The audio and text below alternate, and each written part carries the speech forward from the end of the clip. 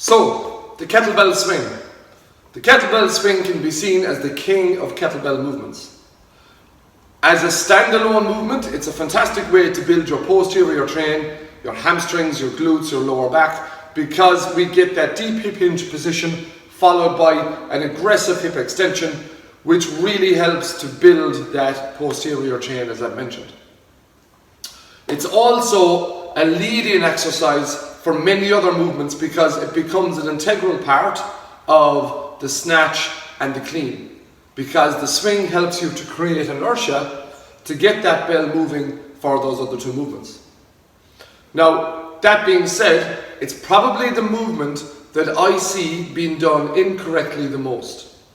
There are a couple of very common falls that I see people making when doing the movement, and I will go through them later on in the video. So how I like to teach the swing is, I like to teach it by first of all learning how to hip hinge and deadlift the kettlebell.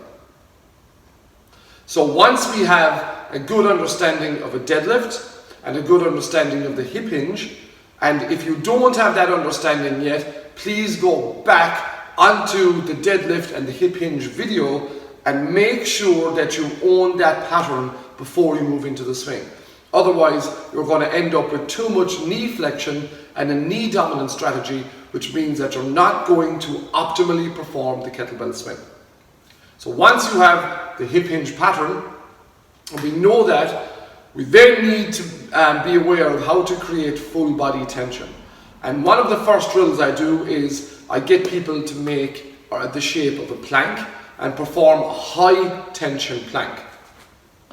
So in the plank position, I get people to make this thumb up position and to align their eyes over their thumbs in the plank and create as much tension as they can by squeezing their belly button back to their spine, squeezing their glutes hard, and the cue I always use is gut and butt, making sure that everything is locked in. So once we're in this position, abs are locked in, glutes are locked in, thumbs over eyes, and we squeeze and create as much tension as we can in this position. When you stand up, you go to that position in standing. You go thumbs in line with eyes, squeeze the abs, squeeze the glutes, and then extend your arms out. This is the top of your kettlebell swing. So once you come to this position, you should straight away think plank. Abs tight, glutes tight, everything locked in, hips in extension, not hyperextension, just extension, and I'm locked in. That's where my kettlebell swing finishes. From there, I pull the bell back, and just before I hit my zipper, I hinge my hips, keeping my chest out, slight flexion at the knee joint, and my hands are high. From this point, I have preloaded my hamstrings and glutes, and now I'm ready to create this violent hip extension once more and back into this standing plank or the finish of the movement. So again, I cannot stress this enough.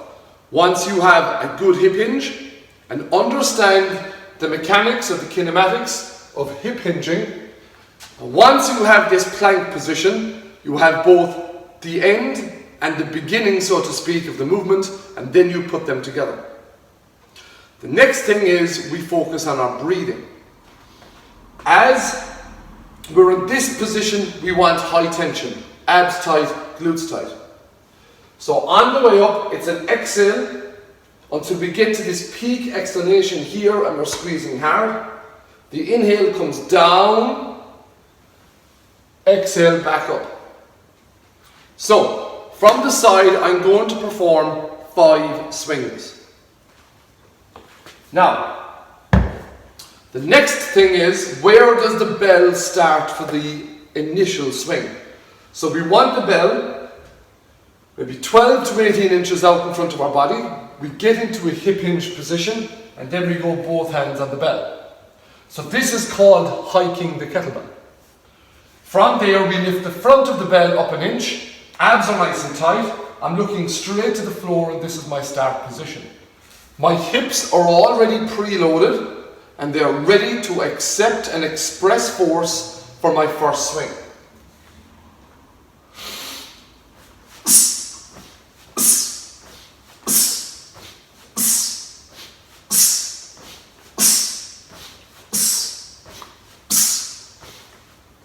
And back down. So there was 5 to 6 swings. And what you will notice is when I'm here, I'm actively pulling the bell back down. And just before my hands hit my zipper, I hinge. And I'm set, and I'm ready to express that force back into the top of the swing again. Now, some common mistakes. The first common mistake is people swing the bell too low. So they don't aim for their zipper, they aim too low, and all of a sudden now, the bell is starting to travel between my knees.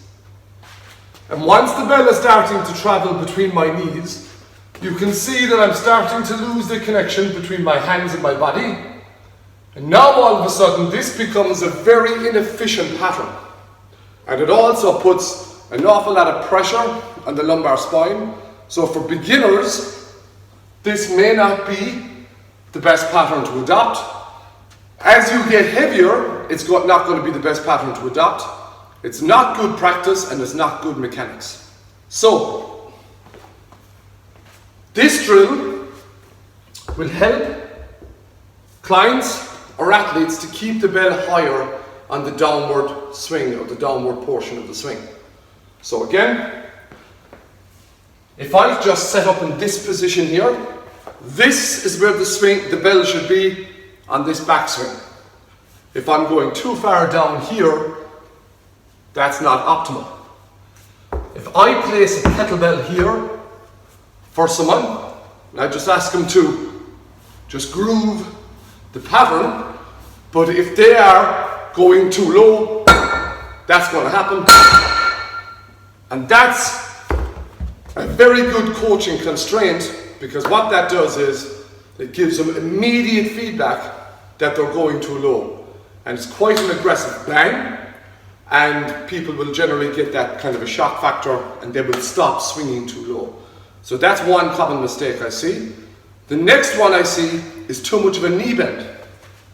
So people haven't got a really good hip hinge pattern and they squat their swing, and it looks like this.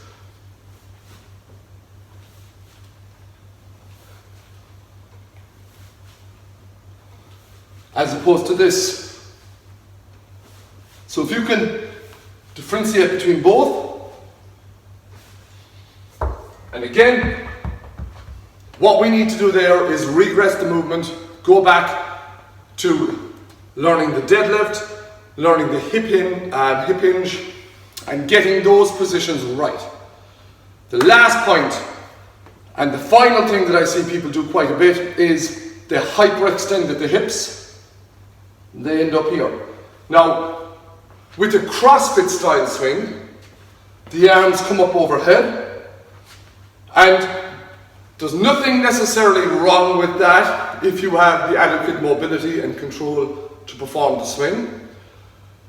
But in my experience, most general gym goers won't have that level of mobility, spatial awareness or control. So when I teach the swing finishes when your hips reach extension. Boom. This is where the swing finishes. So anything after this is going to promote hyperextension through an awful lot of people. Therefore, I don't like to teach it that way. So once we come up, hips reach extension, then we start to focus on the downward phase again. If we're going into hyperextension with every swing, then that isn't an optimal pattern that we want to be loading. So there we have the kettlebell swing.